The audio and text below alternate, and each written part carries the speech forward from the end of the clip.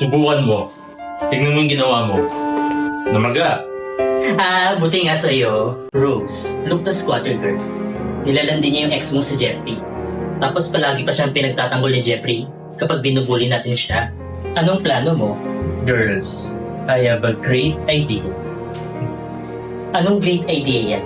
Sooner or later, mawawala na dito si Jeffrey sa klase. Paano mangyayari yun? Di ba dapat na mawala yung squatter girl na yan? Kapag wala na dito si Jeffrey sa klase, ibig sabihin, wala na magtatanggol kay squatter girl. Pwede na natin iparanas sa kanya yung impyerno dito sa klase. Hanggang siya na mismo yung kusang aalis dito. Salamat ka, babae ka. Kung hindi, Kung hindi, ano? tumpagay sa'yo. Tumpagay sa'yo.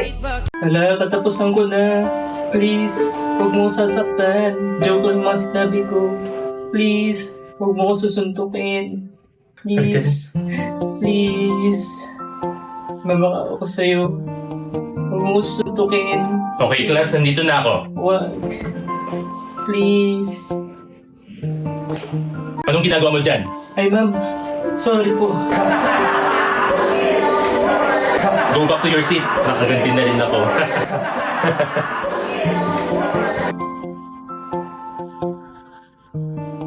Buisit ka talaga, Jeffrey! Hoy, ang ingay mo. Tumatay ako dito. Ingay nito. Ay, sorry.